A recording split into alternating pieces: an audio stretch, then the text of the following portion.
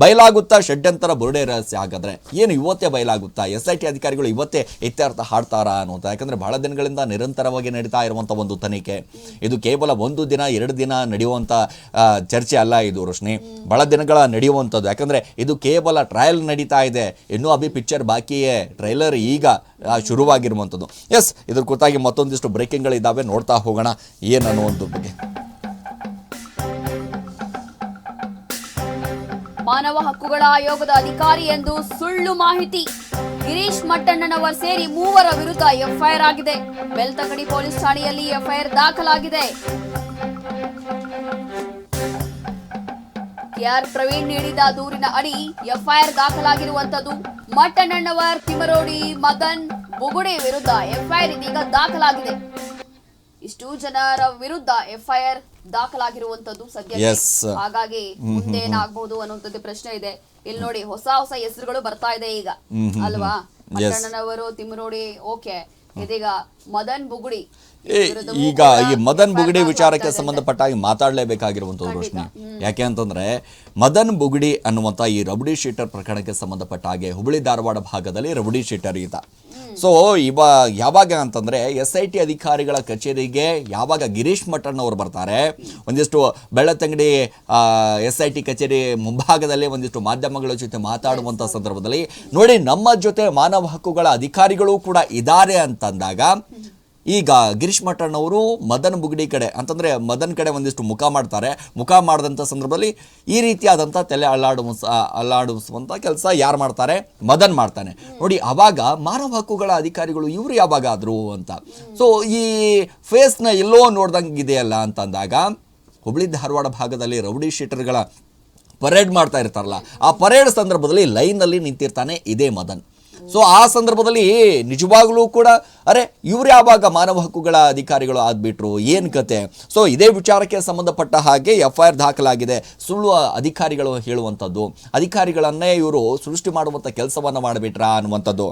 So ಹಾಗಾಗಿ ಗಿರೀಶ್ ಮಟ್ಟಣ್ಣವರು ಸೇರಿದಂತೆ ವಿರುದ್ಧ 3 FIR ಆಗುತ್ತಲ್ಲ, ಬೆಳ್ತಂಗಡಿ ಪೊಲೀಸ್ ಠಾಣೆಯಲ್ಲಿ FIR ದಾಖಲಾಗುತ್ತೆ. ಯಾರ್ಯಾರ ವಿರುದ್ಧ? KR ಪ್ರವೀಣ್ ನೀಡಿದಂಥ ಆಧಾರದ ಮೇಲೆ ಮಟ್ಟಣ್ಣವರು, ತಿಮ್ರೋಟಿ, ಮದನ್ ಅವರ ವಿರುದ್ಧ ಒಂದಿಷ್ಟು FIR ದಾಖಲಾಗುತ್ತೆ. ಸೊ ಆವಾಗ ಮದನ್ ಭಾಳ ಸ್ಪಷ್ಟವಾಗಿ ಹೇಳ್ತಾರೆ, ನಾನೇನು ಅಧಿಕಾರಿ ಅಂತ ಹೇಳಿಲ್ಲಲ್ಲ. ಸೊ ಅವ್ರು ಹೇಳಿದ್ರು, ನಾನು ಬರೀ ಅದಕ್ಕೆ ಸಂಬಂಧಪಟ್ಟಾಗೆ ನಾನು ತಲೆ ಅಲ್ಲಾಡಿಸಿದೆ ಅಂತ ಹೇಳ್ತಾರೆ. ಸೊ ಅದು ತಲೆ ಅಲ್ಲಾಡಿಸ್ತದೆ ಅಂತ ಅದರ ಅರ್ಥ ಏನು? ನಾನು ಅಧಿಕಾರಿ ಇದ್ದೀನಿ ಅಂತಾರಲ್ಲ, ಗೊತ್ತಾಗಲಿಲ್ವಾ? ಈ ರೀತಿಯಾದಂಥ ಪ್ರಶ್ನೆ ಸಹಜವಾಗಿ ಹುಟ್ಟುತ್ತೆ ರೋಶ್ನಿ. ಯಾಕಂದ್ರೆ ಈಗ ಒಂದು ಅಧಿಕಾರಿ, ಒಂದು ಅಧಿಕಾರ ಅಂತಂದಾಗ ಮಾನವ ಹಕ್ಕುಗಳ ಅಧಿಕಾರಿಯೂ ಕೂಡ ಯಾರು ಈಗ ಹೆಂಗಾಗೋಗ್ಬಿಟ್ಟಿದೆ ಅಂತಂದರೆ, ಈಗ ಸಂಘ ಸಂಸ್ಥೆಗಳು ಯಾರು ಬೇಕಾದರೂ ಕೂಡ ಅಧ್ಯಕ್ಷರು, ಉಪಾಧ್ಯಕ್ಷರು ಎಲ್ಲ ಕಡೆ ಅಂತಂದರೆ ಒಳ್ಳೆ ದೊಡ್ಡದಾಗಿ ಒಂದು ಕಾರು ಮುಂದೆ ಬೋರ್ಡ್ ಹಾಕ್ಕೊಂಡು ಓಡಾಡ್ತಿರ್ತಾರೆ. ಇವರು ಮಾನವ ಹಕ್ಕುಗಳ ಅಧ್ಯಕ್ಷರು, ಇವರು ಮಾನವ ಹಕ್ಕುಗಳ ಆಯೋಗದ ಅಧ್ಯಕ್ಷರು, ಹಕ್ಕುಗಳ ನಿಯೋಗದ ಅಧ್ಯಕ್ಷರು, ಇವರು ನಿಯೋಗದ ಉಪಾಧ್ಯಕ್ಷರು. ಈ ರೀತಿಯಾದಂಥ ಸಂಘ ಸಂಸ್ಥೆಗಳನ್ನು ಸರ್ಕಾರ ಒಂದಿಷ್ಟು ಕಡಿವಾಣ ಹಾಕುವಂಥ ಕೆಲಸ ಆಗಬೇಕು. ಯಾಕಂದರೆ ಇರುವಂಥ ಸರ್ಕಾರದ ಒಂದಿಷ್ಟು ಅಡಿಯಲ್ಲಿ ಬರುವಂಥ ಹಕ್ಕುಗಳು ಏನಿದೆ, ಆಯೋಗಗಳನ್ನು ಅದನ್ನು ಹೊರತುಪಡಿಸಿ ಇವೇನು ಪ್ರೈವೇಟ್ಗಳು ಇದಾವಲ್ಲ ಅದರ ಬಗ್ಗೆಯೂ ಕೂಡ ಒಂದಿಷ್ಟು ಗಮನ ಹರಿಸಬೇಕು ಅನ್ನುವಂಥ ಕೆಲಸ ಸರ್ಕಾರ ಮಾಡಲೇಬೇಕು. ನೋಡಿ, ಈ ರೀತಿಯಾದಂಥ ಸಂದರ್ಭದಲ್ಲಿ FIR ದಾಖಲಾಗುತ್ತೆ. ಅದಾದ ನಂತರ ಪ್ರಕರಣ ಹೊರಗೆ ಬರುತ್ತೆ. ಅದು ಯಾಕೆ ಬೇಕಿದೆಲ್ಲ? ಬೇಕಾಗಿತ್ತಾ ಇದೆಲ್ಲ? ಹೇಳ್ತಾರಲ್ವಾ, ಒಬ್ಬ ಅಧಿಕಾರಿ ಹೆಸರು ಹೇಳ್ಕೊಂಡು, ಅಂದ್ರೆ ಅಧಿಕಾರಿ ಪಟ್ಟ ಹೇಳ್ಕೊಂಡು ಇವರೆಲ್ಲ ಒಬ್ಬ ರೌಡಿ ಶೀಟರ್ ಆಗಿದ್ದವರೆಲ್ಲರೂ ಬಂದು ಹೇಳ್ತಿದ್ದಾರೆ ಅಂದ್ರೆ ನಿಜವಾಗ್ಲೂ ನೋಡಿ, ಇದಾಗ್ತಿದೆಯಲ್ಲ ಈ ಒಂದು ಘಟನೆಗಳು, ಈ ಒಂದು ಇನ್ಸಿಡೆಂಟ್ ಇದೆಯಲ್ಲ ಸಿರಾಜ್, ಈ ಒಂದು ಧರ್ಮಸ್ಥಳ ಕೇಸಲ್ಲೇ ಇದ್ರಿಂದಾನೇ ಎಲ್ಲೋ ನಂಬಿಕೆ ಕಳ್ಕೊಂಡ್ಬಿಟ್ಟಿದೀವಿ ಎಲ್ಲವೂ ಕೂಡ.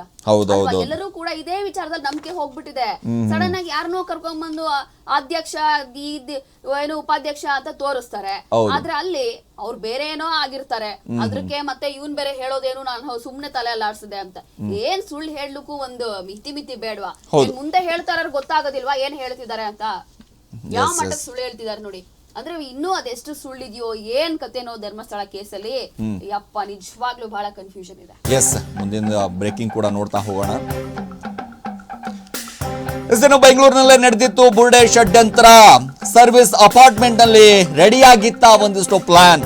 ವಿದ್ಯಾರಣ್ಯಪುರ BK ಬಡಾವಣೆ SB ಮ್ಯಾನ್ಯಾಕ್ಷನ್ ನಲ್ಲಿ ಬಾಡಿಗೆ ಮನೆಯಲ್ಲಿ ಉಳಿದಂತ ಬುರುಡೆ, ಚಿನ್ನಯ್ಯ ಮತ್ತು ಗ್ಯಾಂಗ್ ಚಿನ್ನಯ್ಯ, ಮಹೇಶ್ ತಿಮ್ರೋಡಿ, ಗಿರೀಶ್ ಮಠಣ್ಣವರ್, ಸುಜಾತಾ ಭಟ್ ಮತ್ತು ಜಯಂತ್ ಸೇರಿಕೊಂಡು ಒಂದಿಷ್ಟು ಪಿತೂರಿಯನ್ನ ಮಾಡಿದ್ರ.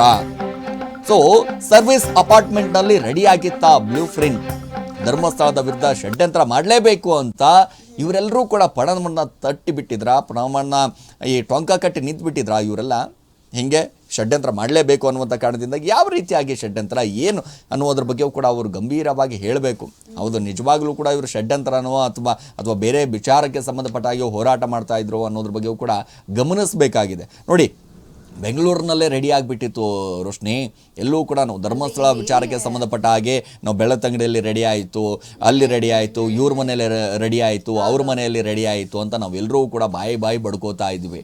ಆದರೆ ಅದು ರೆಡಿಯಾಗಿದ್ದೇ ಇಲ್ಲೇ ಸಿಲಿಕಾನ್ ಸಿಟಿ, ಹಬ್ ಸಿಟಿ ನಾವೇನು ಹೇಳ್ತೀವಲ್ಲ. ಸೊ ಬೆಂಗಳೂರಿನಲ್ಲಿ ಪ್ಲಾನ್, ಧರ್ಮಸ್ಥಳದಲ್ಲಿ ಆ್ಯಕ್ಷನ್ ಅಂತ ಅಂತಾರಲ್ಲ, ಹಂಗಾಗೋಗ್ಬಿಡ್ತಿದ್ದು. ಸೊ ನೋಡಿ, ನಿಜ ನೋಡಿ, ಈ ಒಂದು ಏನಂತ ಇವಾಗ ನೀವ್ ಹೇಳಿದ್ರಿ ಹೋರಾಟನ ಅಥವಾ ಷಡ್ಯಂತ್ರನ ಅಂತ, ನಿಜವಾಗ್ಲೂ ಇದು ಯಾವುದೇ ಆಂಗಲ್ ಅಲ್ಲಿ ಹೋರಾಟ ತರ ಕಾಣಿಸ್ತಾ ಇಲ್ಲ.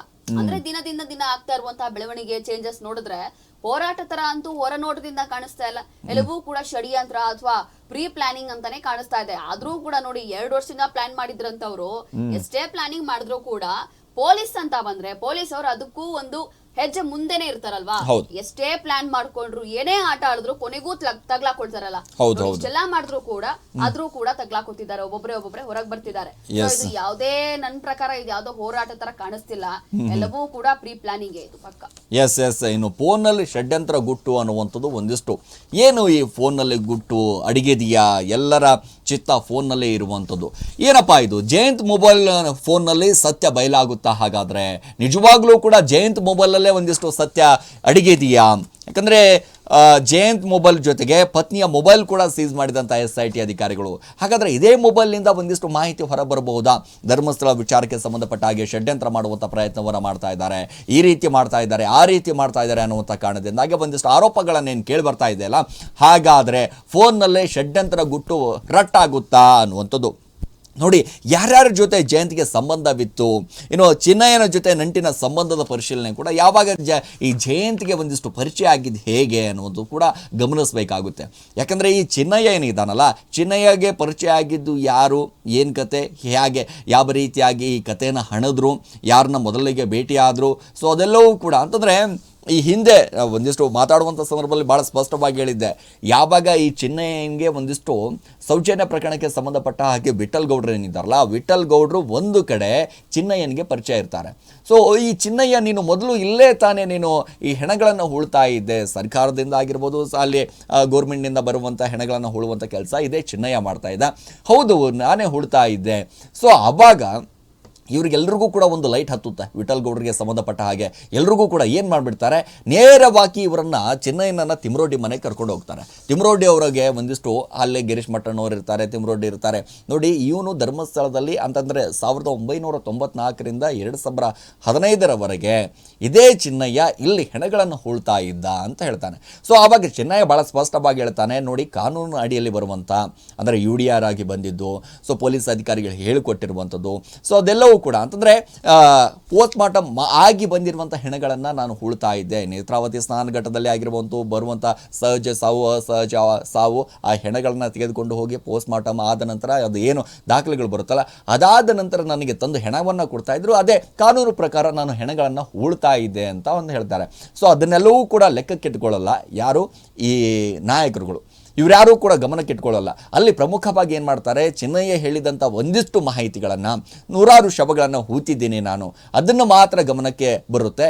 ನೋಡಿ, ಈ ರೀತಿಯಾದಂಥ ಚಿನ್ನಯ್ಯ ಹೇಳ್ತಾ ಇದ್ದಾನೆ ಅಂತಂದರೆ ಇದನ್ನು ಸರಿಯಾದಂಥ ಒಂದು ಪ್ಲಾನ್ ಮಾಡೋಣ, ಇದೇ ಸರಿಯಾದಂಥ ಸಮಯ. ಏನು ಮಾಡಿ, ಒಂದು ಬುರುಡೆಯನ್ನು ತೊಗೊಂಬನ್ನಿ, ಬುರುಡೆ ತೊಗೊಂಬಂದು ನೀವು ಒಂದಿಷ್ಟು SIT ಅಧಿಕಾರಿಗಳಿಗೆ ಅಲ್ಲಿರುವಂಥ ಬೆಳ್ಳತಂಗಡಿ ಪೊಲೀಸ್ ಠಾಣೆಗೆ ನೀವು ಹೋಗಿ ಒಂದಿಷ್ಟು ಕೇಸನ್ನು ದಾಖಲು ಮಾಡಿ. ಸೊ ಸರ್ಕಾರಕ್ಕೂ ಕೂಡ ಒಂದಿಷ್ಟು ಒತ್ತಡ ಹಾಕುವಂಥ ಕೆಲಸವನ್ನು ಮಾಡ್ತೀವಿ. SIT ರಚನೆ ಆಗುತ್ತೆ. SIT ರಚನೆ ಆದ ನಂತರ ಒಂದಿಷ್ಟು ಪ್ಲ್ಯಾನ್ಗಳನ್ನು ಮಾಡ್ಕೊಳ್ಳೋಣ. ಸೊ ಈ ಪಾಯಿಂಟ್ಗಳನ್ನು, ನಾನು ಹೇಳಿಕೊಟ್ಟಿರುವಂಥ ಪಾಯಿಂಟ್ಗಳನ್ನು ನೀವು ತೋರಿಸ್ಬೇಕು ಅಂತ ಚಿನ್ನಯ್ಯನಿಗೆ ಭಾಳ ಮ್ಯಾನಿಪುಲೇಟ್ ಅಂತಂದರೆ ಒಳ್ಳೆ ಮೈಂಡ್ ವಾಶ್ ಮಾಡ್ತಾರೆ. ಸೊ ಆ ವಾಶ್ ಆದ ನಂತರ ಬೆಳಕಿಗೆ ಬಂದಿರುವಂಥದ್ದು SIT ರಚನೆ ಆಗುತ್ತೆ, ಸರ್ಕಾರವು ಕೂಡ ತರಾತುರಿಯಲ್ಲಿ SIT ರಚನೆ ಆಗುತ್ತೆ. ಇನ್ನು ಚಿನ್ನಯ್ಯನ ವಿಚಾರಣೆ ಮಾಡಬೇಕಾಗಿತ್ತು ಅನ್ನುವಂಥದ್ದು. ಹೌದು, ನಿಜವಾಗ್ಲೂ ಕೂಡ ಚಿನ್ನಯ್ಯನ ಸರಿಯಾದಂಥ ವಿಚಾರಣೆಯನ್ನು ಮಾಡಬೇಕಾಗಿತ್ತು, ಆದರೆ ಸರಿಯಾದಂಥ ವಿಚಾರಣೆ ಮಾಡೋದಿಲ್ಲ. ಸೊ ಆ